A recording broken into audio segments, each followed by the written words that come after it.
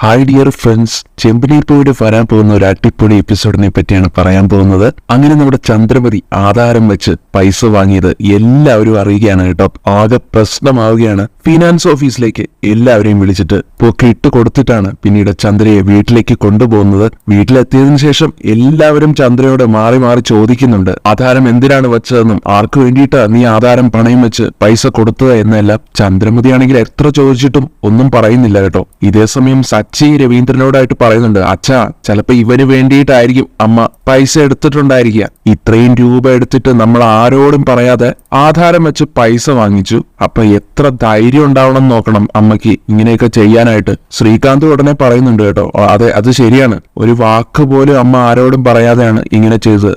എന്താവശ്യത്തിന് ഇങ്ങനെ ചെയ്തത് എന്നൊക്കെ ചോദിച്ചുകൊണ്ട് വീണ്ടും വീണ്ടും ചന്ദ്രയെ ചോദ്യം ചെയ്യുകയാണ്. സച്ചിയുടെ ആവശ്യത്തിന് ആധാരം എടുത്ത് കുറച്ച് പൈസ ഞാൻ അവന് കൊടുക്കാമെന്ന് പറഞ്ഞപ്പോ നീ എന്താ എന്നോട് പറഞ്ഞത് അത് ചെയ്യേണ്ടെന്ന്. എന്നിട്ട് അമ്മ തന്ന പൈസയിൽ നിന്ന് നീ അവനെ എടുത്തു കൊടുത്തു. നിന്നെ വിശ്വസിച്ചതാടി എന്റെ ഏറ്റവും വലിയ തെറ്റ്. നീ ഇങ്ങനെ ചെയ്യുമെന്നൊന്നും ഞാൻ ഒരിക്കലും സ്വപ്നത്തിൽ പോലും കരുതിയിട്ടുണ്ടായിരുന്നില്ല. ചന്ദ്രമതി പറ, നീ എന്തിനാണ് ആധാരം പണയം വെച്ച് ഇത്രയും തുക വാങ്ങിയതെന്ന് രവീന്ദ്രനും കുറ്റപ്പെടുത്തലോടെ ചോദിക്കുമ്പോ ചന്ദ്രമതിയാണെങ്കിൽ ഒടുവിൽ മനസ്സില്ലാ മനസ്സോടെ മടിച്ചു പറയാൻ തുടങ്ങുകയാണ്. അത് പിന്നെ ഞാൻ ശ്രുതിക്കും ജോലിയൊന്നും ആയിട്ടുണ്ടായിരുന്നില്ലല്ലോ. മാത്രമല്ല ശ്രുതിയാണെങ്കിൽ ഓരോ വീട്ടിലും പോയി മസാജ് ചെയ്ത് കൊടുക്കുകയായിരുന്നു. അതുകൊണ്ട് ഞാൻ ഈ പൈസ എടുത്തിട്ട് ശ്രുതിക്ക് കൊടുത്തു.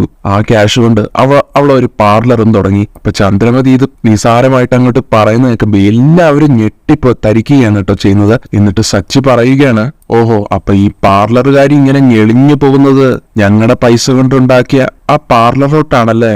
അപ്പോ നിനക്കായിരുന്നു അല്ലേ ഈ പൈസ തന്നത്. എന്നിട്ടൊരു അക്ഷരം മിണ്ടാതെ പാവത്തെ പോലെ നിക്കുന്നത് കണ്ടില്ലേ. എന്തൊക്കെയായിരുന്നു ബദാം, പിസ്ത, 3 നേരവും ഇതൊക്കെയായിരുന്നല്ലോ കഴിച്ചത്, അതും എന്റെ പൈസക്ക്. പിന്നെ നീ വലിയ സ്റ്റാറ്റസിന്റെ കാര്യമൊക്കെ പറയുന്നുണ്ടായിരുന്നല്ലോ, ഇത് സ്റ്റാറ്റസ് അല്ലേ? എന്തായാലും വേണ്ടില്ല, ഞങ്ങളുടെ വീടിന്റെ ആധാരം എനിക്ക് ഉടനെ തന്നെ കിട്ടിയിരിക്കണം.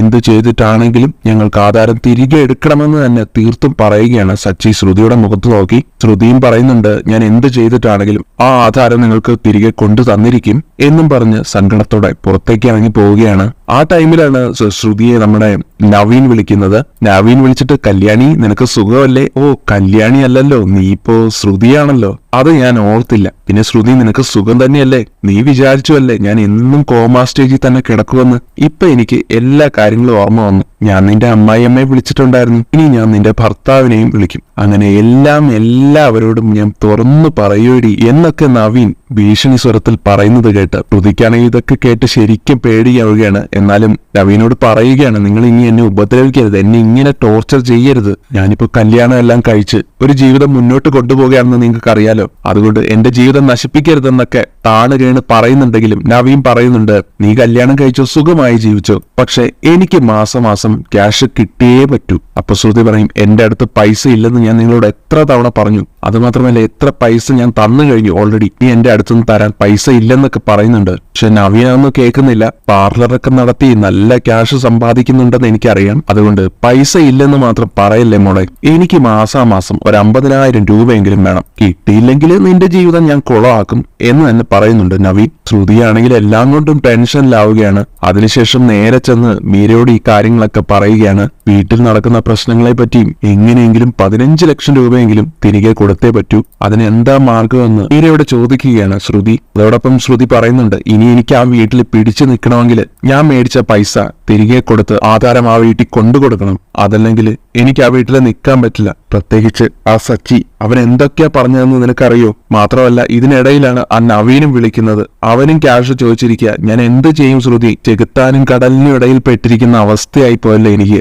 എന്നൊക്കെ പറഞ്ഞ് വിലപിക്കുകയാണ് കേട്ടോ ശ്രുതി. എങ്ങനെയാണെങ്കിലും ശ്രുതി ഒരു മാർഗം അവസാനം കണ്ടുപിടിക്കുകയാണ്. അതായത് തൽക്കാലം രക്ഷപ്പെടാൻ പാർലർ വിൽക്കാമെന്ന് തന്നെ തീരുമാനിക്കുന്നു. വിറ്റ് കിട്ടുന്ന ക്യാഷ് കൊണ്ട് അപ്പൊ പൈസ തിരികെ കൊടുക്കാനും പറ്റും. അങ്ങനെ തീരുമാനം എടുത്തുകൊണ്ട് ശ്രുതി അത് മീരയോട് പറയുമ്പോ മീര അതിന് സമ്മതിക്കുന്നില്ല കേട്ടോ. നീ എന്തൊക്കെയാ ഈ പറയുന്നത്? പാർലർ വിറ്റ് കഴിഞ്ഞാൽ പിന്നെ നീ എന്ത് ചെയ്ത് ജീവിക്കാനാ? നിനക്ക് പൈസ വേണ്ടേ? ഇതുപോലെ നീ ഓരോ വീടുകളിൽ പോയി മസാജ് ചെയ്യാനാണോ തീരുമാനം? നീ എന്ത് ചെയ്യും, എന്ത് ചെയ്ത് ജീവിക്കും എന്നൊക്കെ മീര പറഞ്ഞപ്പോ ശ്രുതി എന്തായാലും പറയുകയാണ്, അതൊന്നും ഞാൻ ഇനി കാര്യമാക്കുന്നില്ല മീരെ, ഞാൻ എന്തായാലും പാർലർ വിൽക്കാൻ തന്നെ തീരുമാനിച്ചു. അങ്ങനെ ഏതായാലും ശ്രുതി അത് വിൽക്കാമെന്ന് തന്നെ തീരുമാനിച്ചുകൊണ്ട് അതിന് പറ്റിയ ഒരാളെ കണ്ടെത്തുകയും ആ ലേഡിയുടെ അടുത്ത് പോയി കാര്യങ്ങളൊക്കെ സംസാരിച്ചുറപ്പിക്കുന്നു. ആ വാങ്ങാൻ പോകുന്ന ലേഡി ശ്രുതിയോടായിട്ട് പറയുന്നുണ്ട്, നീ നല്ല രീതിയിൽ കൊണ്ടുപോയിരുന്ന ഒരു പാർലറാണ്, നിന്റെ സ്വപ്നമല്ലായിരുന്നു അത് വിൽക്കണോ എന്നൊക്കെ അവരും വീണ്ടും ചോദിക്കുമ്പോൾ എനിക്ക് പൈസയ്ക്ക് ഒരുപാട് ആവശ്യമുണ്ട് മാഡം, അതുകൊണ്ട് മാഡം തന്നെ ഈ പാർലർ എടുത്ത് എനിക്ക് അതിനനുസരിച്ചുള്ള പൈസ തരണം എന്നാവശ്യപ്പെടുകയാണ് ശ്രുതി.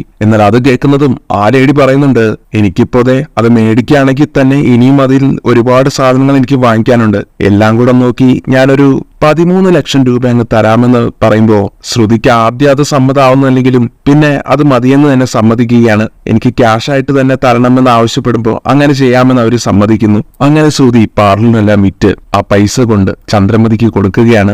ഇതാ അമ്മേ പൈസ, ഇതില് 10 ലക്ഷം രൂപയുണ്ട് എന്ന് പറയുമ്പോ ചന്ദ്ര തിരിച്ചു പറയുന്നുണ്ട്, മോളെ 10 ലക്ഷം രൂപ കൊണ്ട് എന്താവാനാ, അതൊന്നും ആവില്ല, പലിശയും അതുപോലെ 15 ലക്ഷം രൂപയും അല്ലേ നമ്മൾ അവരുടെ കയ്യിൽ നിന്ന് മേടിച്ചിട്ടുള്ളത്, ആ സ്ഥിതിക്ക് ബാക്കി പൈസയും കൂടെ കൊടുക്കണ്ടേ എന്ന് ചോദിക്കുമ്പോ അത് പിന്നെ അമ്മേ, എനിക്ക് അമ്മ പാർലറിന് 10 ലക്ഷം രൂപയല്ലേ തന്ന്, അപ്പൊ പിന്നെ ഞാൻ അതല്ലേ തിരികെ തരേണ്ടതുള്ളൂ എന്ന് ചന്ദ്രമതി പറയും. അങ്ങനെയല്ലല്ലോ മോളെ, ഞാൻ നിങ്ങളുടെ കല്യാണ ചെലവിന് വേറെയും വാങ്ങിച്ചു തന്നിട്ടുണ്ടല്ലോ, അതുകൊണ്ട് എല്ലാം കൂടെ തിരികെ കൊടുക്കണ്ടേ, അതുകൊണ്ട് മോൾ ആ മുഴുവൻ പൈസയും എനിക്ക് തരണമെന്ന് ആവശ്യപ്പെടുകയാണ് കേട്ടോ ചന്ദ്രമതി. ശ്രുതി അപ്പൊ പറയും, ഞാൻ എന്തായാലും നോക്കട്ടെ അമ്മേ, വൈകിട്ടാവുമ്പോഴേക്കും ഞാൻ അമ്മയ്ക്ക് പൈസ കൊണ്ടുവരാമെന്ന് പറഞ്ഞ് ശ്രുതി വീണ്ടും മീരയുടെ അടുത്തേക്ക് ചെല്ലുന്നു. എന്നിട്ട് മീരയോട് പറയുന്നുണ്ട്, ആ പൈസ തികയല്ല മീരെ, ഇനിയും വേണം 2 ലക്ഷം രൂപ, അതിനി എന്ത് ചെയ്യുമെന്ന് മീരയോടായിട്ട് ചോദിക്കുമ്പോ ആ പാർലറിൽ വർക്ക് ചെയ്യുന്ന വേറൊരു പെൺകുട്ടി ശ്രുതിയോടായിട്ട് പറയുന്നുണ്ട്, ഞങ്ങളുടെ അറിവില് ഈ പലിശയ്ക്ക് പൈസ കൊടുക്കുന്ന ഒരാളുണ്ട്, അയാളുടെ അടുത്തുനിന്ന് പലിശയ്ക്ക് ക്യാഷ് മേടിക്കാമെന്ന് അവര് പറഞ്ഞു കൊടുക്കുമ്പോ ഇതൊക്കെ വിശ്വസിക്കാൻ പറ്റുമെന്ന് മീരയും ശ്രുതിയും കൂടെ ചോദിക്കുന്നുണ്ട് അവരോട്.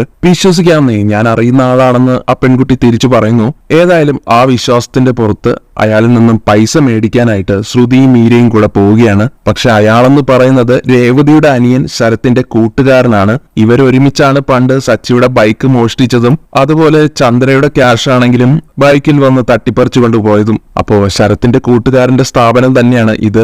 പാർലറിൽ വർക്ക് ചെയ്യുന്ന ഈ പെൺകുട്ടി അയാളുടെ അടുത്ത് ഈ കാര്യങ്ങളൊക്കെ പറയുകയാണ്. ഞാൻ ജോലി ചെയ്യുന്ന സ്ഥാപനത്തിലെ മാഡത്തിന് കുറച്ച് ക്യാഷിന്റെ ആവശ്യമുണ്ട് എന്ന് അയാളോട് പറഞ്ഞപ്പോ മാഡത്തിനെ വിളിക്കാൻ അയാൾ പറയുന്നു. അതനുസരിച്ച് മീരയും ശ്രുതിയും അവിടെ വന്നിരിക്കുന്നു. ശേഷം അയാളോടായിട്ട് ഒരു 2 ലക്ഷം രൂപയുടെ ആവശ്യമുണ്ടെന്ന് പറയുന്നതും ഞാനിപ്പോ എടുത്തുകൊണ്ട് വരാമെന്ന് പറഞ്ഞ് അയാൾ പോവുകയാണ്. അപ്പൊ ഈ സമയത്ത് ശ്രുതിക്ക് ചെറിയ പേടികളൊക്കെ തോന്നുന്നുണ്ട് കേട്ടോ ആ സ്ഥലം കണ്ടിട്ട്. എന്നിട്ട് ശ്രുതിയോടായിട്ട് നമ്മളെ ഇവിടെ എങ്ങനെ പിടിച്ചിടുവോ, ഇനി വല്ല പ്രശ്നമാകുമോ എന്നൊക്കെ പറഞ്ഞ് ടെൻഷൻ അടിക്കുമ്പോ അങ്ങനെയൊന്നും ഒരിക്കലും ഉണ്ടാവില്ല, ഇവിടെ അങ്ങനെയുള്ള ആളുകളൊന്നുമില്ല, നല്ല ആൾക്കാരാണെന്ന് ആ ലേഡി പറഞ്ഞു കൊടുക്കുകയാണ്. ഏതായാലും ശരത്തിന്റെ കൂട്ടുകാരൻ ക്യാഷ് എടുത്ത് ശ്രുതിക്ക് കൊടുക്കുന്നു. എണ്ണി നോക്കാൻ പറഞ്ഞപ്പോ ഇത് കണ്ടിട്ട് 2 ലക്ഷം ഉണ്ടെന്ന് തന്നെ തോന്നുന്നു, അതുകൊണ്ട് എണ്ണേണ്ട ആവശ്യമൊന്നുമില്ല എന്ന് പറഞ്ഞ് ശ്രുതിയും മീരയും കൂടെ അവിടെ നിന്ന് ഇറങ്ങി പോവുകയാണ്. പക്ഷേ ഡീറ്റെയിൽസ് ഒന്നും കൊടുക്കാതെയാണ് അവര് പോകുന്നത്. അതുകൊണ്ട് തന്നെ അയാള് ഡീറ്റെയിൽസ് എല്ലാം കൊടുത്ത് ഒപ്പിട്ട് പോകാൻ തന്നെ പറയുന്നു. അപ്പൊ അവരങ്ങനെ ചെയ്യുന്നുണ്ട് കേട്ടോ. അവരിങ്ങനെ എല്ലാം കഴിഞ്ഞ് പൈസ എല്ലാം മേടിച്ച് തിരികെ പോകുന്നത് രേവതിയുടെ അനിയൻ കാണുന്നുണ്ടായിരുന്നു.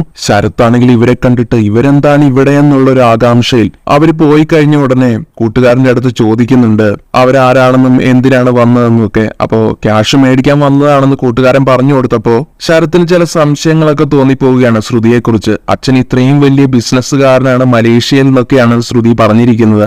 അങ്ങനെയുള്ള ആളാണ് ഇപ്പൊ ഇവിടെ കടം മേടിക്കാനായിട്ട് വന്നിരിക്കുന്നത്. അപ്പൊ രണ്ടും കൂടെ ആലോചിച്ച് നോക്കുമ്പോ എന്തോ ചില വശപ്പശക്ക് തോന്നുകയാണ് ശരത്തിന്. ഏതായാലും ആധാരം എടുക്കാനുള്ള പൈസ എല്ലാം ശ്രുതി ചന്ദ്രയ്ക്ക് കൊണ്ട് കൊടുക്കുകയാണ്. ഈ സമയത്ത് ചന്ദ്ര ശ്രുതിയോടായിട്ട് പറയുന്നുണ്ട്, മോളെ എല്ലാവരെയും വിളിച്ച് എല്ലാവരുടെയും മുമ്പിൽ വെച്ച് തന്നെ മോൾ ഈ പൈസ കൊടുക്കണം, എല്ലാവരും മോളെ കളിയാക്കിയതല്ലേ എന്നൊക്കെ പറഞ്ഞു കേട്ടപ്പോ ശ്രുതി എല്ലാവരുടെ മുമ്പിൽ വെച്ച് തന്നെ ആ പൈസ ചന്ദ്രയ്ക്ക് കൊടുക്കുകയാണ്. ആ സമയത്ത് ചന്ദ്രമതിയും അതുപോലെ രവീന്ദ്രനും ഒക്കെ ചോദിക്കുന്നുണ്ട് കേട്ടോ ശ്രുതിയോട്, ഇത്രയും വലിയ തുക കുറച്ചു സമയത്തിനുള്ളിൽ എങ്ങനെ ഒപ്പിക്കാൻ പറ്റിയത്? ശ്രുതി അപ്പൊ ഒരു കള്ളം തട്ടിവിടുകയാണ്. ഞാൻ ഒരിക്കലും എന്റെ അച്ഛന്റെ അടുത്ത് സംസാരിക്കില്ല എന്ന് തീരുമാനിച്ചുറപ്പിച്ചതാണ്, പക്ഷേ ഇവിടുത്തെ അവസ്ഥ കണ്ടപ്പോ എനിക്ക് അച്ഛനോട് ചോദിക്കാൻ തന്നെ തോന്നി, ചോദിച്ചതും അച്ഛൻ എനിക്ക് ഉടനെ പൈസ തന്നു. അങ്ങനെയൊക്കെ പറഞ്ഞ് ശ്രുതി അവരുടെ മുമ്പിൽ പിടിച്ചു നിൽക്കുകയാണ്.